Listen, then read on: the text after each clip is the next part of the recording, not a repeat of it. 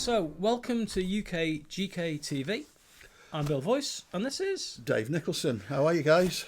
Good to see you again. We've got a bit of a magazine programme today, haven't we? We've got lots of things going on at the moment, and what we're going to do is we're going to split it up into 4 or 5 little bits, aren't we? So We a couple of features. We are. But the first thing we're going to talk about is UKGK show next year. Yeah, UKGK show. It's this year. It's this year, 2024. As we touched on in the last episode, the trust from the place that we used to have it at has basically changed the rules, so they're not allowing conferences there at weekends. So it's not going to be at Middlewich Conference Centre. Nothing we've done. Nobody's offended anybody. No. It's just the policies have changed, which is bizarre, but there it is.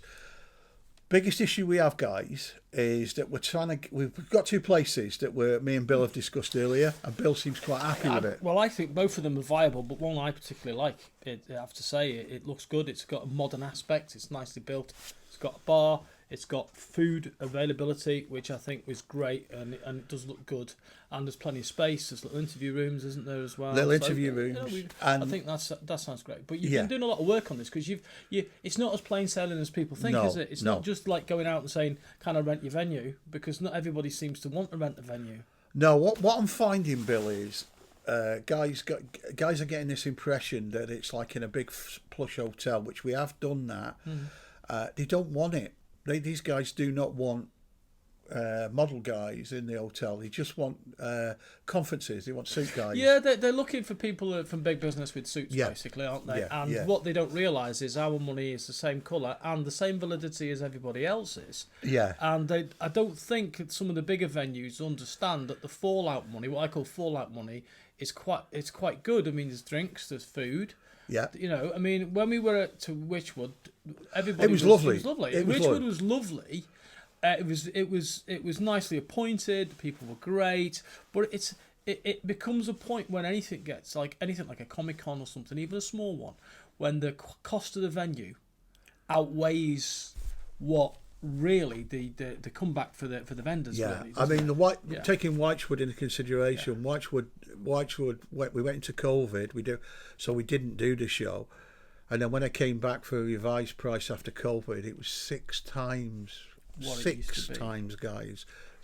Not one, not double. 6 times the price it was pre-COVID, and that doesn't include any comps or anything. So it was six times the cost of the hall, plus an additional £90 per half day to have a coffee guy. Which is bizarre, because the coffee guy is going to pay for himself with the amount of coffee that they sell. Because it's a bit like you having to rent the waitress to serve you a meal. Yeah. When the meal costs include the costs of the staff. Yeah.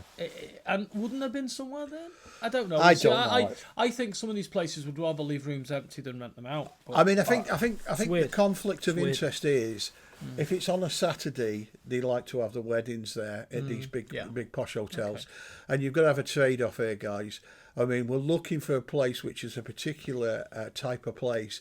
I think the place we're going to go with, I think Bill's convinced me today, it's got a food hall. You can go and have some, you can go and have sausage bacon butty, or vegan butty, whichever you want to do, cup of tea, and it's big enough for us. It's clean. There's ample toilets, ample parking. I always like to ask up people's opinion before I make a decision. Bill's had a look at it, and accessibility to the venue is important, and parking, so we can get to it. It's in a nice little village. It's flat. It's got disabled access as well. Yes. You know, as you know, one of the important things is the hobbies for everybody. So we need a place where everybody can get in. Yeah. And where the corridors and stuff are wide enough for people. Yeah. We've got a nice sunny aspect. Yeah. The other good thing about it is it's got a very good internet. It's got super fast broadband. Yeah. So if you guys are fetching your cards, you're not going to be walking outside and trying to get a cash machine. So it's pretty good, that is. The other thing is that if you go to a massive venue like a hotel and they're charging astronomical amounts of money, then you're going to have to...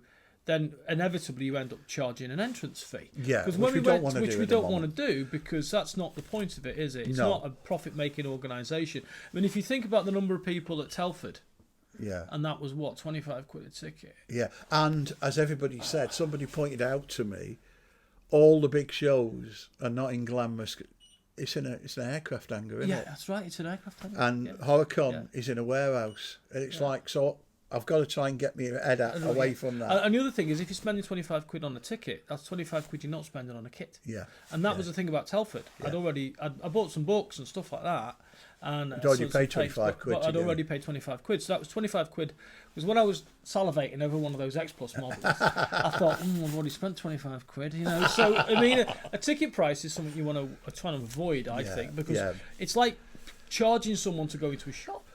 Well, yes, it is. Yeah, I mean, the way we're doing it with UKGK, we got to quite a big. We got to quite a. We got pre-COVID. We were packed, and then since COVID, we're trying to build it back up again. Yeah. So it's baby steps. So fingers crossed. Hopefully next week, I should sign the deal on this. Okay. And so, guys, I'm sorry it's so late. But it's a nice, clean place, easy accessible, plenty of room for us.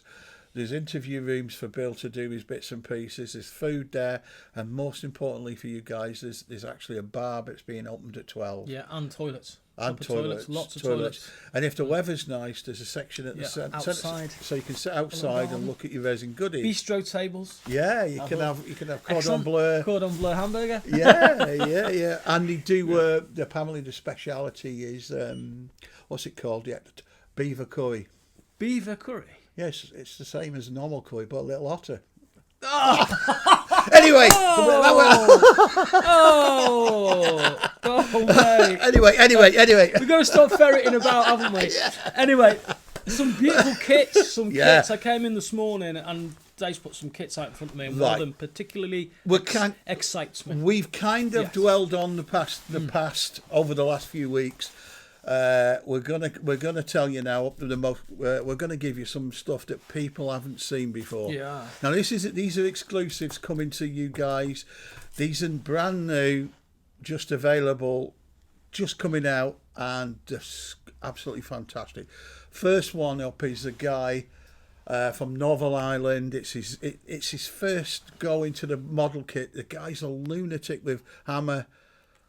Bill's looking at it for the first time. I mean, this is beautiful. It's sculpted by Joe Bailey, isn't it? Joe Bailey, who's the figure man. You know, look at that. I mean, it's in three pieces. You've got the arm at the side there, and you've got the beautiful detailed spear. This is Caroline Munro from At the Earth's Core. That's it. And At the Earth's Core is a film from the 1970s, 1976. You will have seen it, Doug McClure. And Caroline Munro, Peter Cushing. This is the pinnacle of rubber monsters. These were guys in suits or big Muppets with live action, superimposed backgrounds, back projection, lots and lots of dry ice, beautiful psychedelic colours. Beautiful model work though. We've got this beautiful thing which drills into the Earth's core, which is a bit like Thunderbirds 5. It's like a big drill on a... And anyway...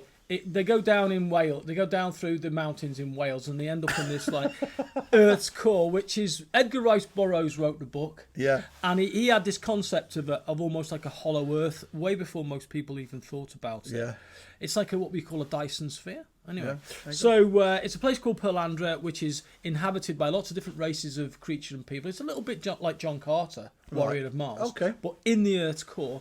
And the villains of this is particularly interesting to me because they're super intelligent pterodactyls. Oh, well, there you go. Or in the case of the film, super intelligent guys in big rubber suits. Well, yeah. But this is Caroline Munro, who is... That's lovely, isn't it? Who is a goddess that walks the earth. And this piece of work, the musculature... Joe's really nailed it, hasn't he? Joe's nailed it. I mean, he's got the dimples on the flesh, he's got the knees and the muscles and the feet. I mean, I like the fact that it's fastened to the base. If you just lift it up a second, it's actually fixed to the base. But it doesn't look it, does it? Because look at that position of that foot. Yeah. She's so light on that base, isn't she? It's lovely. It's lovely. It doesn't look like she's attached. Now this is being fetched out by a guy called Brian Mullen from Northern Ireland. It's not Typhoon Studios. No. Different Brian Mullen. Yeah, this is a different Brian. This is a different Brian. Just let's dispel the myths here. Right, this is Brian Mullen. Brian Mullen is a really, really nice guy. He's a hammer fanatic. He's completely different. Now the guy from Typhoon is Look at that. How good's that? There's a guy called Brian Waters. It's just perfect. It's very good. It's excellent. It's excellent. The fit on this is perfect. Look at that. It stays in position. It just clips in. Just have a look at that. Look at the detail on that spear. That's superb. It's got a flint head on the spear, which looks like a dimpled flint. It's like I mean, it's Joe, isn't it? I mean, it's Joe. He's done a good job. I'm never surprised. I'm trying to look. I'm trying to look to see if there's any work for cleaning it. But the casting of that's the sort of thing that most companies would perhaps 3D print, maybe. Yeah. You know. But it's such. There's hardly any clean up on that, guys. There's hardly any clean. This isn't one of yours, is it? At all? This is definitely this is Brian. This is Brian. So. When's this? Do you know any idea? Right, Brian's in the process of putting this out now. I'll put a link at the end. Contact him now. This apparently is going to come with a load of goodies. Not sure yet. He will announce it soon. But we've got a bit of a knock on it. We've got an exclusive on it. So, guys, if you're into Hammer movies or even girly technically, kits, I think this was like an Amicus movie. It was produced by a guy called Milton Subotsky. He did Tales from the Crypt and all of those kind of portmanteau films. But he was very famous for doing fantasy, cheapo rubber fantasies. There's Land That Time Forgot, The People That Time Forgot, Warlords of Atlantis. They're all of these. Yeah. I mean, it's technically not a Hammer movie, but if you're a Hammer fan and you've seen Ejaculate AD 72 or any of those movies, you've got to have a piece of Carolyn Munro in your collection. Well, she is still a beautiful, incredibly statuesque actress. It's just a this really is just nice piece. such a well done. And you know what? Her face. She's an ex-Bond girl. She was a Bond girl as well, wasn't she? But you can see the structure of her face. I mean, look at the detailing in the hair. Look at the detail in the hair. I mean, Joe has got a knack for sculpting great women. Just so naturalistic. I think it's the way it stands. Yeah, it looks great. The composition of it, the pose. It looks relaxed, doesn't it? It's relaxed. Yeah, it doesn't look like a kit, does it? It doesn't look forced. Doesn't look forced. No. There's a genius in removing the formality from a figure, and Joe's got it. Very nice. Yeah. Strongly recommended, guys. I'm not sure whether this is limited run. Get in contact with Brian Mullen. It's great to have good news that new companies are coming along. Wish Brian all the best. Are you going to put that on the? Are you going to put the contact details? Yeah, I'll put the details on that after. Yeah. Again, good luck, Brian. That is fantastic. You'll do well with that, despite being a red. You'll do fantastically well. Next up, Bill. Next up is once again Joe Bailey. Always lovely to see work from him. Paul Fay. For close-up face work, Paul Fay. And this is Grandad from the Texas Chainsaw Massacre, Leatherface films. Look at that, and he looks really scary, isn't it? It's scary, and what's scary about it is because it's what would you say? Would you say it was? It's almost that third scale. Is it 1/3? Well, maybe half. I don't know. Maybe half. You're a sculptor. Well, I'll tell you now. I'd say that it's the volume of that is where it's half the volume. In terms of volume, it's half the size of a head, isn't it? So it is a big piece and it's a chunky piece of resin. But it's always difficult on camera because I'm never quite sure how much people are seeing. But if you're looking at that face there, you can. Superb. That's good because the light in here is really doing it justice. You can see the shadows. Superb. It is even though it's just an old wrinkly guy. There's a presence of evil in it, isn't there? Isn't it? It is scary. You can imagine it with the white hair, like strands of white hair. Strands of white hair. Yeah, blood coming down. It's a little bit like that old geezer. Is it in? I don't know if it's Christine. You know. Christine. Yeah. It's a bit like that, but look at that. Look at the wattle on it on the neck going into the tie and the way that the clothes come up. Lovely. I tell you what, if you're into your portrait busts, that would just be a joy to paint, wouldn't it? Yeah, the amount of dry brushing and washes you can get onto that, and look at the teeth. Paul's done a great job. He's done a great job because the thing is with Paul, nothing is left untouched, is it? I think you can tell that it's a character that Paul really likes. Yeah, because it's great. The texture of the skin is like great for the sculptor. It is, and it'd be very easy to leave this bald part just bald. But if you look at you can see the top of the cranium and the musculature at the back of the neck. It's subtle, but it's there. He's done a good job at that. He never fails to amaze me. What's the bass like? Bass is lovely. Bass is lovely. It's one of those things that people do tend to abandon. But if you look at it's got the nice coat hanger. Coat hanger. Got a little hammer there. Sledgehammer for... Lovely, for knocking out your victim. And, of course, a nice little nameplate. Texas Chainsaw Massacre. Pretty much up to you how you put it together, I would suggest. But you know what? That's the beauty of a kit like this. Everything's there you need, but it gives you, as an artist, as a painter, gives you a little bit of leeway as how you want to present what you've got. So I love that. I mean, and you know what? Even the base. Even the base. Look at that. Because it's dead easy to do a bit of floorboard texture and then redo it and then slice it up. But he's put the watch name on it, hasn't he? Yeah, you can see the coat. Number one, you see the coat angle, but also you can see the unevenness in the boards and the gaps between them aren't just regimented gaps. Yeah. It's totally natural, isn't it? He's loved doing it, hasn't he? He's loved doing it. All I can say, guys, is Paul's got 2 or 3 more horror-related things coming up. Yeah, coming up. He's even got stuff on shelves, I've noticed, I identified it straight away, but there's something up there. We'll show you that. We'll show you that next time. But there's a sculpt up there which is like so bizarre. This is just so bizarre. I recognised it because I'm such like a movie trivia buff. But most people looking at it would think, what the hell is that? Well, he did it because he wanted to, and then he ended up coming at Dave, do you want it? And I said, yeah. Paul, it's one of those things. It's a bit like how are we going to sell it? It's a bit like the ape with the costume on. You would never have thought anybody would want it. Yeah. But anyway, we'll show it. We'll show that next week. But it's a secret. But if you ever come down to here, you can see it on the shelf because it stares at me every time I come in. Well, yeah. And I love it, but I can't see why anybody... He would sculpt it. Well, that's the same thing with me. He sculpted it. He did it, and then he fetched it, and he goes, what do you reckon? And I went, Paul, I don't know whether everyone's going to buy it. Could you think of anything more obscure to build, Paul? I couldn't. I don't know, but I love it anyway. I know, I couldn't. But we'll show, guys, we'll only tease it. We will show it when it's less fragile. Yeah. Right, up to the next guy. This is the new releases from a guy called Terry Doyle. Yeah. Terry loves his. These are classic, aren't they? This is your Ray Harryhausen we were talking about. This is Talos. This is the bronze giant that chases the guys along the beach, and they kill him by undoing his ankle and letting all his guts out. But this is a lovely piece of work. It's chunky. It's solid. It's exactly like the Harryhausen sculpt. Yeah. It's a ringer for it. It's off that one there. It's got plenty of texture. It's got plenty of texture. It's a small kit, but if you haven't got the room for a full-size Talos, if you haven't got the room for that, this is a lovely little gem of something. Yeah. In fact, you know what? If I would be, people have said sometimes that I'm a little bit pretentious. What? But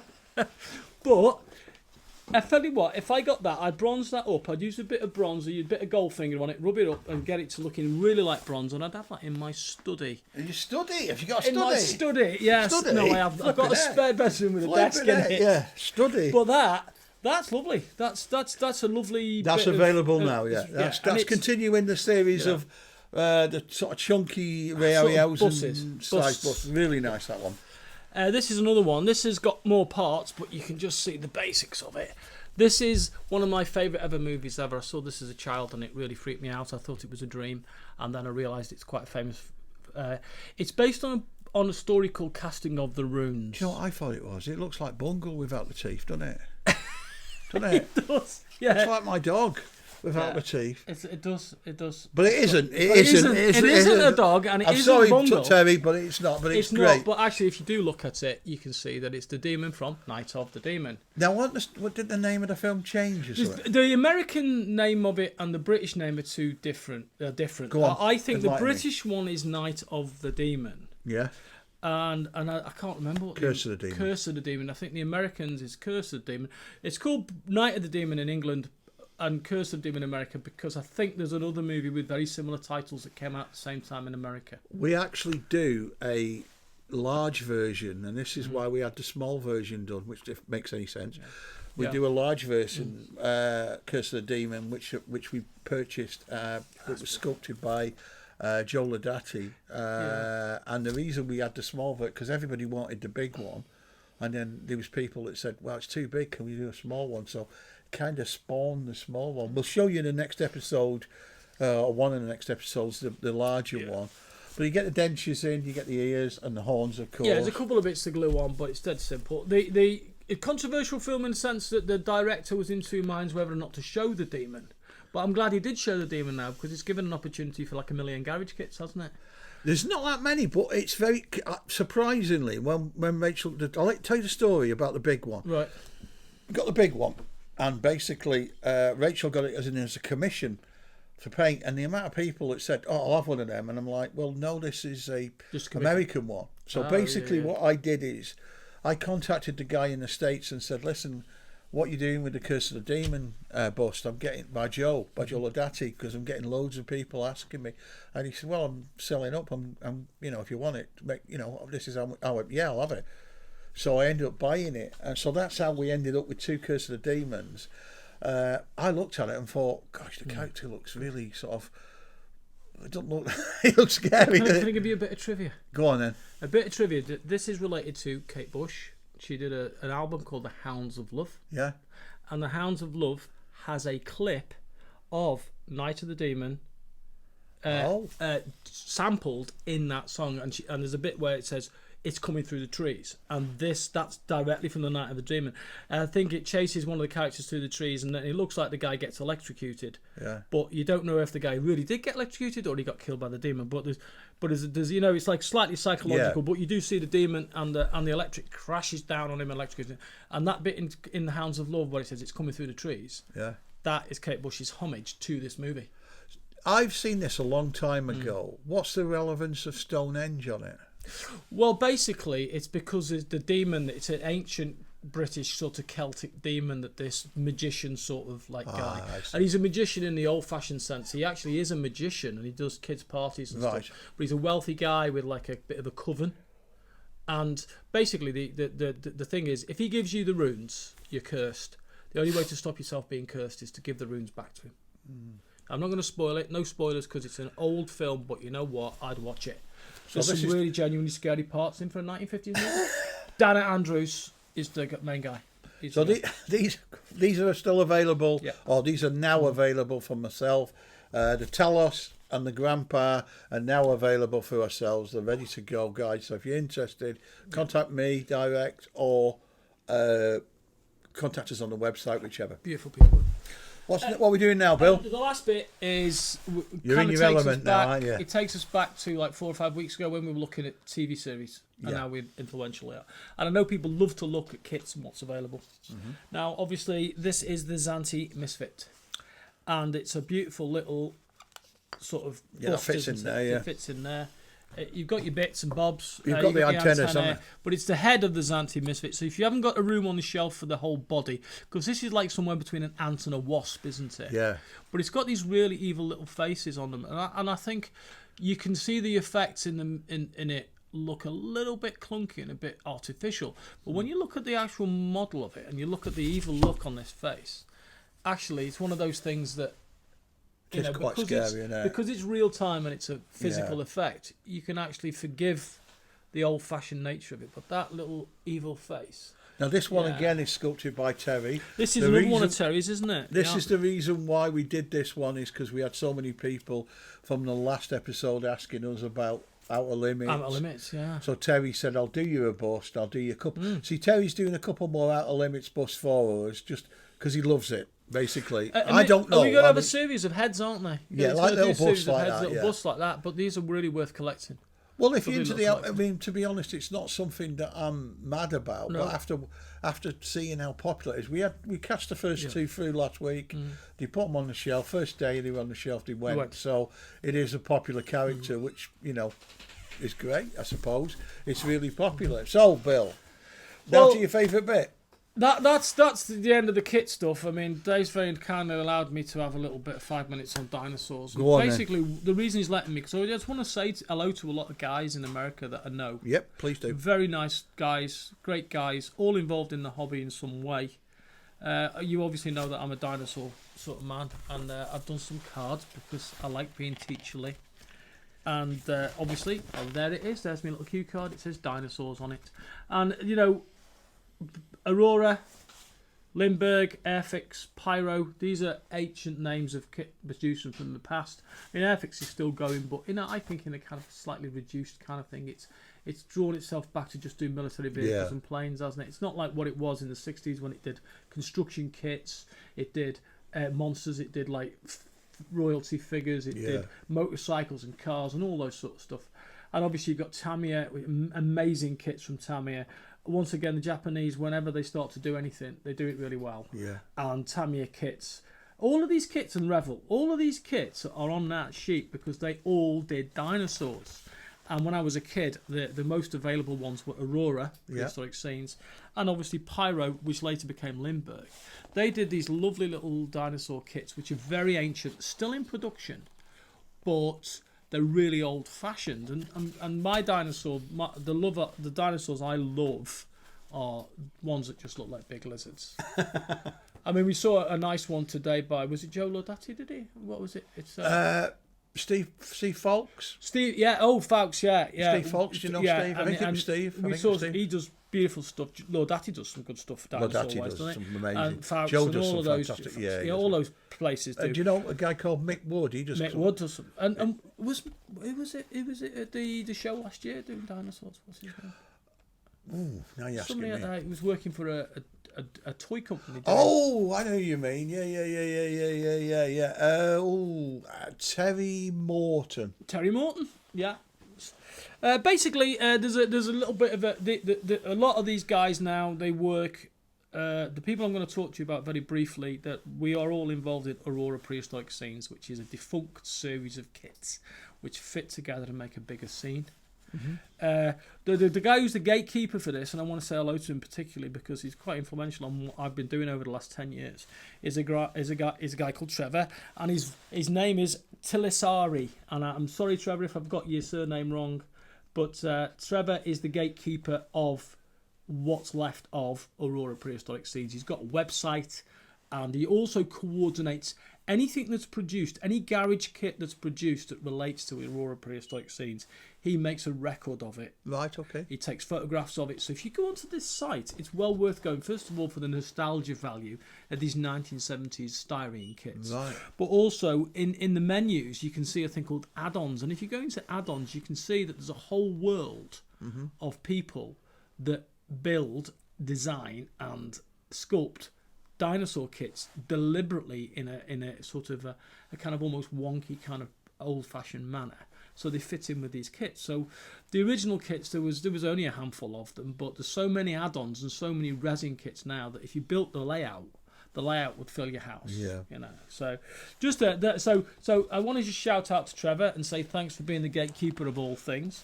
The guy that started all this was a guy called Mike Evans. I think you might have heard of Mike Evans. He did Alchemy. Yeah, Mike Evans. Alchemy was one of the big resin kit companies years ago in America. Mike sort of like has retired from this now. A lot of his molds and stuff went to Todd Powell. So if you went to Alchemy, it was movie stuff. It was like B-movie kits. Yeah. It was dinosaur kits and stuff like that. He had a massive range of dinosaur kits. Todd has got a lot of the molds, so he can reproduce some of them. So if you're looking for some of the old Alchemy kits, it might be worth getting in touch with Todd. Now, Todd makes dinosaur kits himself, and his company is called Tail Draggers. That's a great name. It's a great name because it brings to mind these old dinosaurs that were just lumbering along, pulling their tails behind them. But the stuff he does is amazing. So it's just, I want to just say hello to Todd because he's provided me with some odds and ends over the years. Thank you very much, Todd. And also Mike has been, even though Mike's retired, and Alchemy, I think, doesn't exist in the same form anymore. He was a massive influence on the American garage kit scene, particularly supporting guys like me that love a few dinosaurs. The next person I just want to say hello to is Steve Ross. Now, Steve has got that used to do a thing called Primeval Plastics, and he now runs a company called Aurora. He's not as active as he used to be. Like all of us, we're getting on, and we tend to just like the hobby is the hobby, and we've got other things on. But there's one of his best in there, and it's the Iguanodon, which is a good. These kits were 1/13 scale. Mm-hmm. So when Airfix were producing stuff which was about that big, these were a lot bigger. Aurora were producing stuff about that big. Yeah. So when you're doing that with injection molding, that's easy because they're hollow Yeah. And they're cheap to produce. But that is a 1/13 scale iguanodon, and you can see the kit itself. Yeah. And the beauty of a lot of these dinosaur kits is they are actually kits. You get them in pieces, and you have to build them, and that's the beauty of it. Nice size, mate. So really nice. So 2 more people to say hello to. Scott Banks. Scott runs Jurassic Arts, and you can see that he produces lots of kits. We've got the mammoth trapped in the tar pit, and we've got the bison being captured there. These are add-on kits that are in the same vein as the original Aurora kits, and basically you can expand your layout. And the beauty of the Aurora kits is a bit like a million years BC. You've got cavemen, mammoths, dinosaurs, saber-toothed tigers, all running around at the same time. It's a little bit like gorillas with machine guns. Of course, there's no gorillas with machine guns, but it's fun. Just as like we know that dinosaurs and cavemen didn't exist together, but it's so much more fun if the dinosaurs and the cavemen are together. Thus, Harryhausen's Million Years BC, Brilliant, when dinosaurs ruled the earth. And finally, Mark Crease. Mark Crease is a partner of mine. We've been together now for 10 years or so, and between us we've done lots and lots of dinosaur kits. And you can see there's too many to show you. But that's my little company there, Plastizoic, which I think is very clever, and Prehistorics and Prehistorics Vault. That's stuff that me and Mark, or Mark on his own, have done on our own. So it's very much of a collaborative business, Dave. That's the beauty of it. Because if somebody comes up with an idea, if I come up with an idea in England, I've got a very small market, but the market for my kits is in America. So Mark Crease, if I get in touch with Mark and say, look, I've done this sculpt, Mark says, oh, good, anything for $1. And together we'll produce a kit which will then be sold on. And it's very much a transatlantic thing. And it kind of brings us back to what we were saying about social media last week. Yep. So social media has made it so I can exercise my hobby in the way I want to. But I just thought it would be a nice sort of 10 minutes to just say thank you to all these people that I know and have supported the hobby, particularly since it's transatlantic. Well done, guys. You know what? We share more than we don't.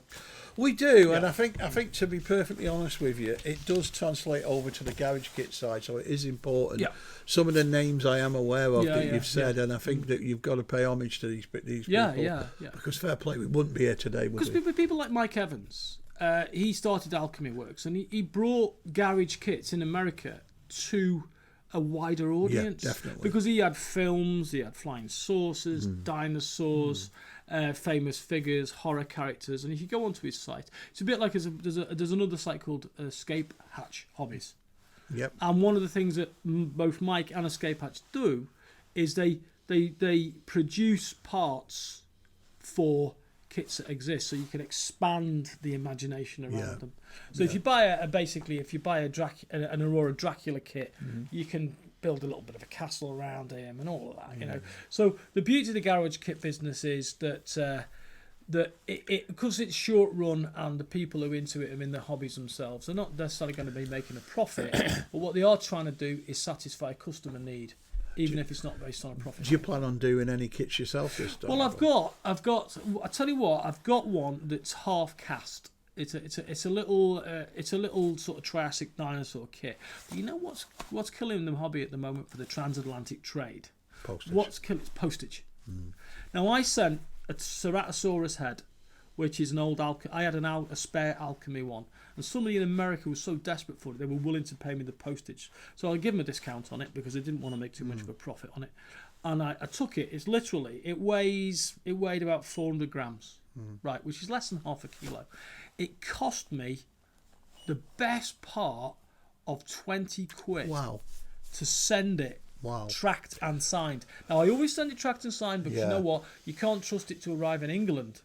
So with America, it's got to be tracked and signed. I think this is More why. than the kit. I know More it's than the kit. mental. It's mental. I think this is why people nowadays are doing these transatlantic deals where they cast the kits in that country, which is a real shame because I like the interaction with the customer. Yeah, of course. But we'll get in there. Sorting those kits out, bagging them up, putting them in the box, doing the instructions, glossing the box, putting the wrapper on the box, wrapping it up in cellophane, so it's like a real kit, putting it in a bag, or a box and sending it to America, the feeling of achievement you get as a producer, it's good, isn't it? Oh, it's beautiful. Especially when beautiful. I like it because I recently sent the 2 Jaws bus to the guy. He's a first time buyer. Got the stuff. He was over the moon. His reaction means a lot to us, but it's the postage at the minute, unfortunately. It's killing it. It's killing it. It's killing it. But there you go. Yeah. So we hope we've informed you a lot here. Big shout out to the Dinosaur guys. We appreciate you. Hi guys. I'm glad you're there. Well done, guys. What we're going to do in the next couple of weeks is going to come back and do some 70s horror. We're going to review the forthcoming shows, including UKGK. We're going to do I think this is number 25 that we've done. So we're going to do a competition on number 26 because we've done 25, if that makes sense. We haven't had time today, but we will do. So stay tuned for that. We've got somebody just wants to make an appearance. Hey. Here's the new head of security. There's our new head of security. This is Charlie. He's just been out for a walk. This is the one that keeps me up at night. If anybody remembers Lenny the Lion, the ventriloquist, this is my little. He looks like Lenny the Lion. And he's the most soft-natured dog you could ever come across. Apart from he likes to wake up at 6 o'clock in the morning. So this guy's the star of the show. We put a post up last week about the dog and got more posts than this than we have done anything else, which is bizarre. So we'll all see you soon, Charlie, myself, and Bill. Cheers. Don't forget to subscribe to the channel, smash a like, and hit the notification bell. Cheers, everyone. Bye bye.